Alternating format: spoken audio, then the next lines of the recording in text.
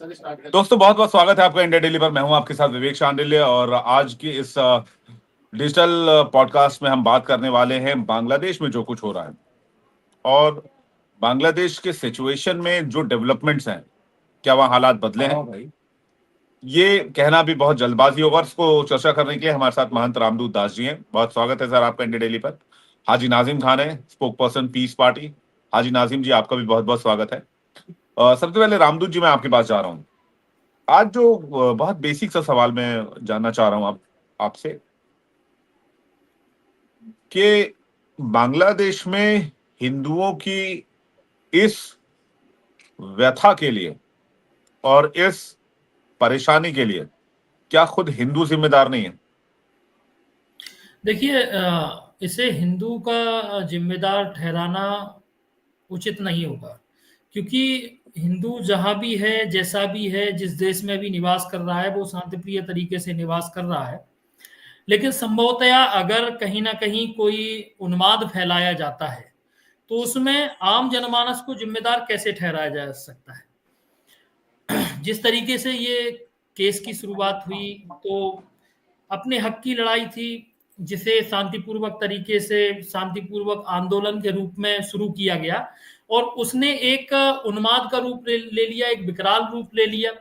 तो अब क्या है कि यहाँ हिंदू विक्टिम है, एक बेचारा है जो प्रताड़ित हो रहा है अल्पसंख्यक होने की वजह से, या सामना ना करने की वजह से। क्योंकि अगर हिंदू हथियार उठाता है या लड़ने का प्रयास करता है, तो उसे आतंकवादी घोषित कर दिया जाता है, कहीं ना कहीं उसे भगवा आतंकवाद का नाम दे दिया जाता है, या अन्य लोगों के लिए संकट दिखने लगता है।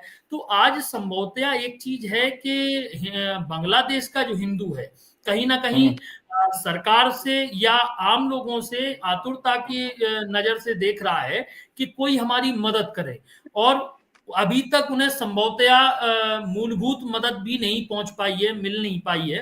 तो आज के समय पे मुख्यतः ये बना हुआ है कि हमारे देश की सरकार, जो हिंदू हितैषी ना होके वसुधैव कुटुंबकम की बात करती है, सभी के साथ है, सहयोगी बन है, तो कहीं ना कहीं सरकार की जिम्मेदारी होती है। क्योंकि रामचरितमानस कहती है कि जा सुराज प्रिय प्रजा दुखारी, सो नृप अवस नरक अधिकारी। जिस राजा के राज्य में अगर प्रजा दुखी है, तो वो राजा नरक का अधिकारी होता है। तो कहीं ना कहीं देश की या देश के बाहर जो हिंदू है, उनके संरक्षण का जिम्मेदारी भी भारत सरकार की है, और उन्हें उसको सीरियसली लेना चाहिए। और तब तक ऐसा ना हो कि फिर पछताए का हुआ जब चिड़िया चुग गई खेत, के बहुत देर हो जाए और कहीं ना कहीं ये देश के लिए एक शर्मनाक मुद्दा बन के रह जाए। एक बात अभी थोड़े दिन पहले ओवैसी ने आपसे ही सवाल है, ओवैसी ने उठाई। उन्होंने कहा कि बांग्लादेश में अल्पसंख्यकों पर जुल्म हो रहा है और कटघरे में भारत के मुसलमानों को खड़ा किया जा रहा है। क्या ऐसा है? और अगर ऐसा देखिए, है, जी बोलिए। इसलिए भारत के मुसलमानों को इसलिए कटघरे में खड़ा किया जा रहा है, और ये जायज है। भारत के मुसलमान कटघरे में खड़े होंगे। क्यों? क्योंकि आपको याद हो, इजराइल और फिलिस्तीन के बीच में जब लड़ाई हो रही थी, और उसमें जब मुस्लिम आहत हुए थे, तो भारत के मुसलमान देश में कई जगह आपके चैनलों के माध्यम से मैंने देखा कि वो कई जगह इसका विरोध प्रदर्शन किया था। उन्होंने गवर्नमेंट से मांग की थी, उन्होंने इस पे रैलियां निकाली थी, उन्होंने मोमबत्तियां जलाई थी। लेकिन जब बांग्लादेश में हिंदुओं के साथ हुआ, तो कोई भी मुस्लिम इसके लिए, उन्होंने ना कोई रैली निकाली, ना उन्होंने कोई मांग रखी, ना उन्होंने कोई बात कही। अब इसे राजनीतिक एजेंडा बनाने के लिए कुछ लोग, अपने आप को अच्छा दिखाने के लिए, अब जब ये केस को शायद है ऑलमोस्ट 1 महीने होने को है, जो होना था वहां हो गया, जो घटना था जो घट गया, जितने लोगों को जनहानि या धनहानि होनी थी वो हो गई। अब जो लोग बात कर रहे हैं, तो उन्हें कहीं ना कहीं हम इसका फेवर नहीं मानेंगे। वो अगर अब उनको याद आई है, जो याद पहले आ जानी चाहिए थी। इसलिए भारत का मुस्लिम कटघरे में खड़ा होता है कि अगर भारत का मुस्लिम देश के बाहर किसी मुस्लिम के साथ अत्याचार होता है, तो जैसे ही तुरंत एक अपना प्रभाव छोड़ता है और वो लग जाता है उस मांग में, तो क्या हिंदू के लिए उसका हृदय द्रवित नहीं हुआ? क्या उसकी यही सद्भावना है? क्या उसका यही गंगा यमुनी तहजीब है? क्या उसकी यही भाई भाई का एक जो सोच है? तो ये सबसे बड़ी बात है। अगर उन्होंने इस बात को तब तक सीरियस नहीं लिया और आज भी नहीं ले रहे हैं, तो कटघरे में खड़ा होना स्वाभाविक है उनका। हाजी नाजिम क्या कहेंगे इस पे? क्या भारत के मुसलमानों ने उतना विरोध नहीं किया या उतना उन लोगों के पक्ष में खड़े नहीं हुए जितना होना चाहिए था, वो सपोर्ट नहीं दिया जितना दिया जाना चाहिए था? हाँ विवेक भाई, देखिए आपके सवाल का जवाब देने से पहले मैं सबसे पहले ये कहना चाहूंगा कि देश सुरक्षित हाथों में है, और जब देश सुरक्षित हाथों में है तो हिंदूवादी सरकार है। और आखिर क्या वजह है कि हमारे बांग्लादेश में हिंदू भाई पीड़ित है? हमारी हिंदूवादी सरकार, जैसे हमारे हिंदू भाई मांगते हैं कि आज तक क्यों बांग्लादेश में हमारे हिंदू भाइयों की रक्षा नहीं कर पाई। लेकिन हम ये कहते हैं कि देखिए, हम भारतीय मुस्लिम है, हम संवैधानिक लोग हैं, संविधान को मानने वाले, हम हिंदू भाइयों के हक की आवाज तो उठा रहे। लेकिन ये बता दीजिए, जिस तरीके से भी रामदूत जी ने कहा कि बांग्लादेश में जो हो रहा है, वहां भारत के मुसलमानों के साथ जो ऐसा हो रहा है वो सही है, क्योंकि इन्होंने फिलिस्तीन का जिक्र करा। तो रामदूत जी, मैं आपको बता दूं, देखिए भारत हमेशा जो पीड़ित होते हैं हमेशा उसके साथ खड़ा होता है।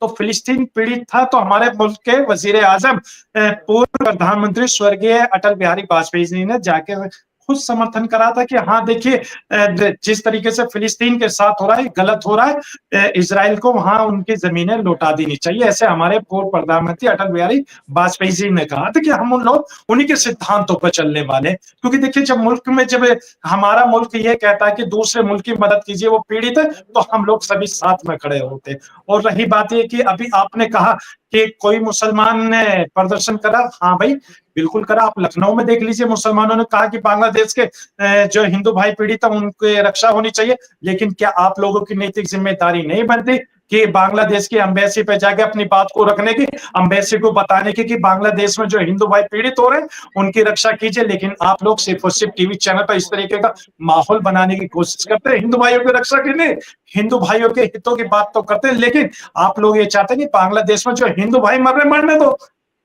आप लोग नहीं चाहते, लेकिन हम लोग चाहते हैं कि हिंदू भाइयों की रक्षा होनी चाहिए। और देखिए, संवैधानिक बात मैं ये कह रहा हूं कि देश की सरकार की नैतिक जिम्मेदारी है कि हमारे हिंदू भाइयों की रक्षा करने की। और देखिए, हम लोग चाहते हैं कि हिंदू भाइयों की रक्षा होनी चाहिए। रामदूत जी आप भी चले, हाजी नाजिम भी चलता है, और बांग्लादेश सरकार से कहते हैं कि हिंदू भाइयों की रक्षा कीजिए। जिस तरीके से मुसलमानों को यहाँ सम्मान मिला हुआ है बांग्लादेश में, उसी तरीके से हिंदू भाइयों को भी बराबर का सम्मान मिलना चाहिए। हम लोग तो यही बात कहते हैं। एक बात नाजिम भाई, एक बात बताइए, मैंने आपसे सवाल पूछा बांग्लादेश के हिंदुओं की, आपने जवाब दिया फिलिस्तीन के मुसलमानों को लेकर। तो बांग्लादेश के हिंदुओं से पहले फिलिस्तीन के मुसलमान कैसे आते हैं आपके लिए? हाँ विवेक भाई, देखिए मैंने इसलिए कहा क्योंकि देखिए अटल बिहारी वाजपेयी जी, देखिए हम लोग बड़ी रेस्पेक्ट करते हैं। आपने प्रायोरिटी उस मुद्दे को दी। मैंने यहाँ अटल बिहारी वाजपेयी की बात कहाँ हो रही है, ना ही फिलिस्तीन की बात हो रही है। फिलिस्तीन की बात तो तब हुई थी जब होनी थी। हमने भी कहा था कि हमने, भारत ने भी फिलिस्तीन को मान्यता दी हुई है। और जब ओवैसी साहब ने जय फिलिस्तीन कहा तो इसका किसी ने विरोध तो किया नहीं संसद के अंदर। मैंने ये आपसे जानना चाहा कि क्या बांग्लादेश के मुसलमान हिंदुओं की, बांग्लादेशी हिंदुओं की फिक्र नहीं करते हैं या करना चाहिए? हाँ विवेक भाई, देखिए जो आपने सवाल करा और आपने कहा कि आपने बांग्लादेश के हिंदू भाइयों की बात करी, तो मैंने फिलिस्तीन के मुसलमानों की बात करी। क्योंकि देखिए, मैं अब आप सुनना, मैंने इसलिए कहा क्योंकि मेरे देखिए भारत के पूर्व प्रधानमंत्री स्वर्गीय अटल बिहारी वाजपेयी जी ने खूब कहा कि फिलिस्तीन के साथ जाति हो रही है, लेकिन अभी बांग्लादेश में हिंदू भाइयों के साथ जो जाति हो रही है, जिस तरीके से मेरे हिंदू भाइयों की रक्षा नहीं हो रही, तो मेरे भारत सरकार के मुल्क के वजीर आजम ने नहीं कहा कि यहाँ पे हिंदू भाइयों की रक्षा होनी चाहिए, या अभी तक उनका कोई स्टेटमेंट आया, या भारत के किसी भी मंत्री का स्टेटमेंट आया। लेकिन हाँ, हमारे जो विदेश सचिव थी वो जाके वहां पे, अब जाके, यानी कि जब चिड़िया चुग गई खेत, अब जाके वहां बांग्लादेश में जाके हिंदू भाइयों की बातें कर रहे हैं। भाई 1-1.25 महीने हो गए तब से आप लोग क्या कर रहे थे? जो हिंदू भाइयों के साथ घटना घट रही थी, जिस तरीके से वीडियो आ रही थी, लेकिन फिर भी हम लोग भारतीय मुस्लिम होने के नाते हम लोगों ने अपने हिंदू भाइयों की रक्षा की बातें करी।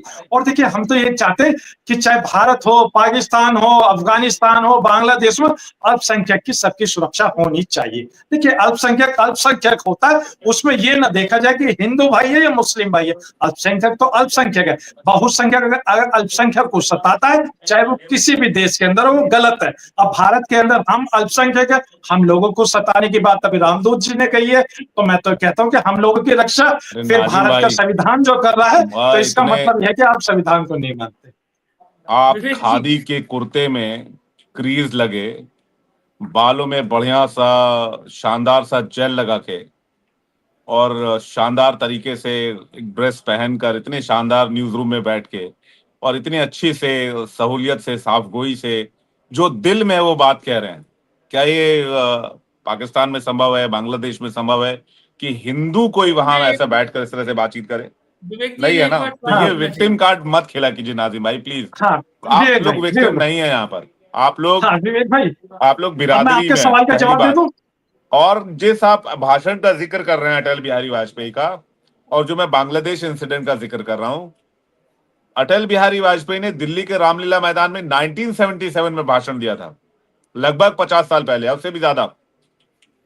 आप 2024 के मामले को 1977 के मामले से इसलिए कनेक्ट कर रहे हैं क्योंकि आपका दिल बार बार फिलिस्तीन की ओर इशारा करता है।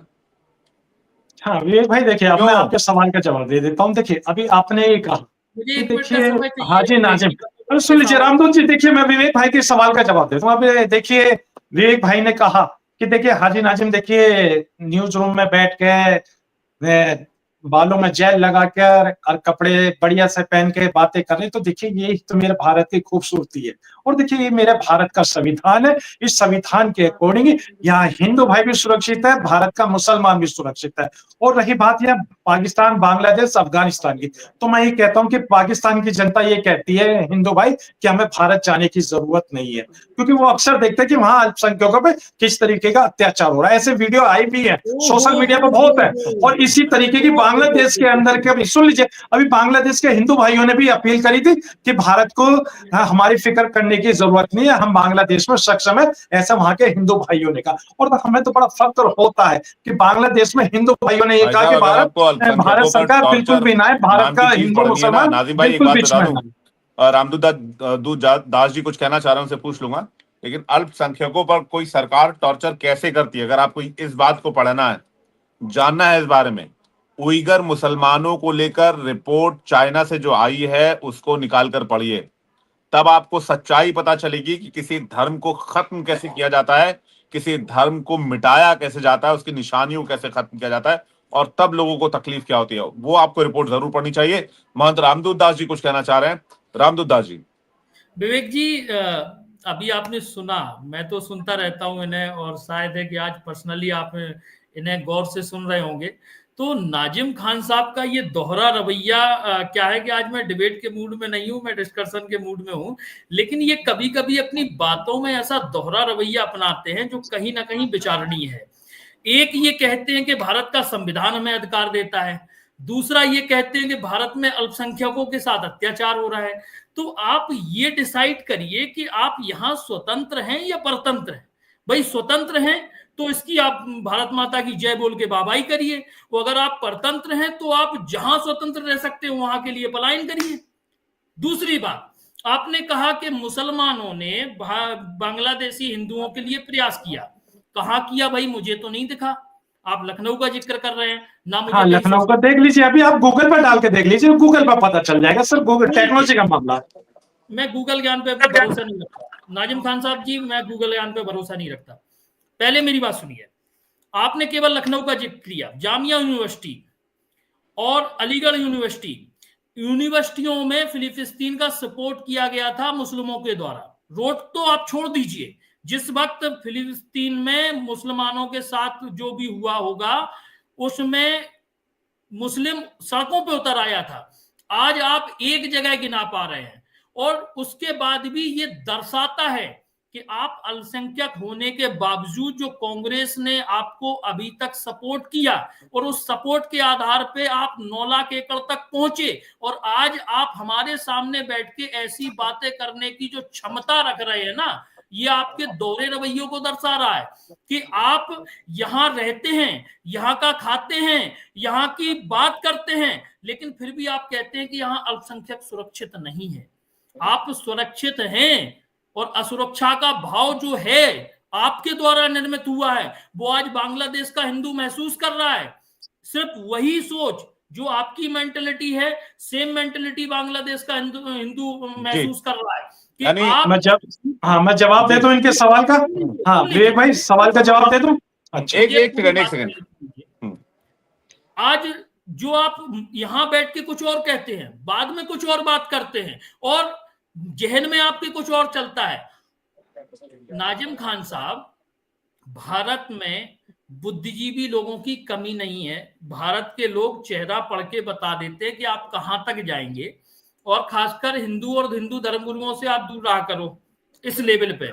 और ऐसी बातें राजनीतिक अच्छी लगती है, आप किसी पार्टी के प्रवक्ता हैं वहां करिए, बहुत अच्छा लगेगा, लोग तालियां बजाएंगे, लेकिन हिंदुओं और हिंदू धर्मगुरुओं से विशेषकर इस बारे में दूर रहा करो, दोहरा रवैया अपनाया करो। या तो आप कहो कि भारत में आप सुरक्षित हैं और संविधान आपको अधिकार दे रहा है सुरक्षा का, आप किसी की बात करें ना करें, मैं लड़ लूंगा, हिंदुओं के पक्ष में मैं लड़ लूंगा, सरकार से भी बात कर लूंगा, आपकी बहुत कम ही आवश्यकता है मैं, और आपकी आवश्यकता क्या, आपसे तो हम भरोसा ही नहीं रखते, क्योंकि जब भी किया है पीठ पीछे बारी किया होगा आपने। ठीक है हाजी नाजिम। हाँ देखिए अभी रामदूत, हाँ देखिए विवेक भाई, अभी रामदूत जी ने एक कई बातें ऐसी कही है कि इन्होंने देखिए कितने परसेंट चिन्ह लगाए। तो मैं इन्हें बता दूं, हम लोगों को आपको देशभक्ति का सर्टिफिकेट देने की जरूरत नहीं है, क्योंकि आज आप सुन लीजिए, अरे सुन लीजिए, अरे आप तो मैंने सुना तो आप भी सुन लीजिए। जरूरत है, सुन लीजिए, जरूरत है। आप भारत माता की जय नहीं बोल सकते तो पूछने की जरूरत है, आप वंदे मातरम नहीं गा सकते तो पूछने की जरूरत है, आप तिरंगे को सजदा नहीं कर सकते तो पूछने की जरूरत है। हम कैसे राष्ट्रभक्त मान लें आपको? हम कैसे सुन लीजिए, आप थोड़ा धैर्य रखेंगे तो आपको बता दूं। देखिए आपने कहा भारत माता की है ना, तो हाजी नाजिम भारत जिंदाबाद कहता है, क्योंकि भारत एक राष्ट्र है, शायद आप लोगों को नहीं पता होगा। अरे आप लोगों को नहीं पता, आप सुन लीजिए। और रही बात है कि जिस तरीके से आप लोग ये कहते हैं, अरे बता दीजिए, हम लोग तो ब्रिटिश हुकूमत को घुटने टिका रहे थे, ब्रिटिश हुकूमत को ये कहते कि भारत छोड़ो, और आप लोग क्या थे, आप लोग माफी वीरों की लिस्ट में थे, माफी वीरों वाली में थे। और सुन लीजिए, जो देश के अंदर ब्रिटिश हुकूमत को क्रांतिकारियों के खिलाफ बगावत करने की बातें करते हैं, क्रांतिकारियों के खिलाफ बातें करते हैं, आप उन लोगों के शुमार में बात करते हैं। हम लोग गांधी जी को मानने वाले इस मुल्क के अंदर, क्योंकि ये देश संविधान से चलता है। और दूसरी बात, अभी आपने कहा कि हाजी नाजिम को सर्टिफिकेट देगा, अरे हम लोगों का सर्टिफिकेट जाकर इंडिया गेट पे पढ़ लेना, हमारे बुजुर्गों के नाम लिखने बाकायदा। और सुन लीजिए, हम लोगों की जो ऐतिहासिक धरोहर है ना, सुन लीजिए, ऐतिहासिक धरोहर, लाल किले से मुल्क के वजीर आजम स्पीच देते हैं, भाषण देते हैं। और सुन लीजिए, मेरी आन बान शान, सुन लीजिए, आन बान शान सिर्फ और सिर्फ तिरंगा है। और आप लेकिन नाजिम भाई करते हैं वंदे मातरम की बात करने वालों, सुन लीजिए, हाजी नाजिम पांचों वक्त इस सरजमी पे सजदा करता है। वंदे मातरम का मतलब नाजिम जी, लाल किला और ताजमहल भी मंदिर पर बना कहते थे। विवेक भाई सुन लीजिए, पूरे भारत की सरजमी बुद्ध की धरती है। अगर हम लोग इनसे आ जाए पूछने पे कीजिए, हाँ सोमनाथ मंदिर का जो सर्वे हुआ था वो एसआई की रिपोर्ट सार्वजनिक कर दीजिए, तो भी पता चल जाएगा। अभी क्या कहेंगे, बुद्ध तो हमारे हिंदू भाई है। तो भाई हिंदू भाई तुम कहते हो, लेकिन बुद्ध भाइयों के मंदिरों को तोड़कर उनके मंदिरों को अपना मंदिर बना लेते हो, ये कौन सा भाईचारे वाली बात है? अरे हम लोग तो सिर्फ ये कहते हैं। कब से हो गए नाजिम भाई, बुद्ध वाले दोस्त कब से हो गए आपके? हाँ मेरे तो देखिए ये तो सब जी, ये तो सब हाँ मैं कहता हूँ भाई, देखिए मेरे तो सारे जितने भारत के रहने वाले हैं सभी भाई है। रामदूत भाई भी है, विवेक भाई भी मेरे भाई है, और हाजी नाजिम भी आप दोनों का भाई है। लेकिन मैं ये कहता हूँ कि क्या भारत के बुद्ध भाइयों को इंसाफ नहीं मिलना चाहिए? मिलना चाहिए ना। अरे रामदूत जी, इंसाफ के लिए आप कब लोग आगे आएंगे बुद्ध भाइयों के लिए? वाइंड अप लूंगा। रामदूत दास जी कुछ कह, रामदूत जी। मैं इनसे ये इन्होंने कहा, ये हमेशा एक डिबेट में हमारे साथ 3-4 बार बैठ चुके हैं। एक बात बहुत कहते हैं कि हमने भारत की स्वतंत्रता के लिए हमारे पूर्वजों ने खून बहाए हैं। नाजिम खान साहब, जिन लोगों ने स्वतंत्रता के लिए खून बहाया था, उन्होंने एक अपना वो अपनाने के लिए ना, जो कहते हैं अपना प्रयास साधने के लिए, वो सब पाकिस्तान जा चुके हैं। और जो यहाँ रुके थे वो भारत की गवर्नमेंट की या भारत के हिंदुओं की जो एक दया भाव था, उन्होंने यहाँ आश्रय दिया अरे था। रामदोत जी, भारत के मुसलमानों ने ये मुल्क बाई चॉइस चुना है, बाई चांस से बाई चॉइस भारत के मुसलमानों ने चुना है। और अबुल कलाम आजाद साहब की एक सेकंड जी, नहीं वो 10 सेकंड हाँ 10 सेकंड मैं ये कहता हूँ कि मुझे अबुल कलाम आजाद साहब की वो बात याद आ जाती है। पाकिस्तान भी बाई चॉइस ही बना था ना। सुन तो लीजिए विवेक भाई, मैं ये कहता हूँ मुझे अबुल कलाम आजाद साहब पाकिस्तान मैं ये कहता हूँ विवेक भाई 10 सेकंड मैं ये कहता हूँ मुझे अबुल कलाम आजाद साहब की वो बात याद आ जाती है जिसमें अबुल कलाम आजाद साहब ने कहा था कि भारत के बेहतर मुस्तकबिल के फैसले भारत के मुसलमानों के बगैर नहीं हो सकते। तो आज दौर चला हम मुसलमानों के बगैर भारत के मुस्तकबिल के फैसले नहीं हो सकते। लेकिन क्या ये बात आप मानते हैं कि भारत का बेहतर मुस्तकबिल हिंदू मुसलमानों के साथ आए बगैर नहीं हो सकता है? नाजिम खान हाँ बिल्कुल, हिंदू मुस्लिम भाईचारा हमेशा कायम रहना चाहिए। हाजी नाजिम तो कहता है गंगा जमनी तहजीब हमेशा कायम रहना चाहिए, हिंदू मुस्लिम भाई हमेशा साथ रहने चाहिए। मैं रामदूत भाई को अपने गले से लगाना चाहता हूँ क्योंकि ये मेरे भाई है। काशी ज्ञानवापी और मथुरा में ईदगाह वाला दे दीजिए ना फिर। अरे विवेक भाई कल को ये कह देंगे हाजी नाजिम ये भारत तुम्हारा है, इस भारत को भी हमें दे दीजिए, तो हमने तो इन्हें रामदूत जी को भारत में रख रखा है। आपने 9 लाख एकड़ रखा हुआ है, हम तो 2 ही मंदिर मांग रहे हैं आपसे। हाँ मैं तो ये कहता हूँ कि 4 राज्यों के अंदर हिंदू भाइयों के पास सबसे ज्यादा जमीन है। देखिए तमिलनाडु, उड़ीसा, आंध्र प्रदेश ऐसे राज्य हैं जिनके पास 9 लाख एकड़ से भी ज्यादा जमीन है। रामदूत दास जी 10 सेकंड जल्दी से।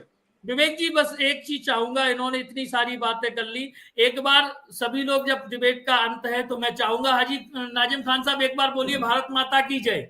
एक बार भारत जिंदाबाद, भारत जिंदाबाद, भारत माता की जय। भारत जिंदाबाद, हमास मुर्दाबाद। देखिए मैं तो कहता हूँ भारत जिंदाबाद, भारत जिंदाबाद बोले। मैं तो अपने देश की तारीफ कर सकता हूँ। देखिए मैं अपने देश की, क्योंकि देखिए मैं भारतीयों में अपने देश से बेपनाह मोहब्बत करता हूँ। एक बार नहीं 1 लाख बार कह सकता हूँ एक भाई भारत जिंदाबाद। जब तक हाजी नाजिम मैं कह रहा हूँ हाजी नाजिम के दिल में और शरीर में जान है तो हाजी नाजिम खान सिर्फ एक ही बात कहेगा, ठीक है भारत जिंदाबाद, भारत जिंदाबाद, भारत माता की जय, वंदे मातरम, जय हिंद, जय भारत, जय हिंद।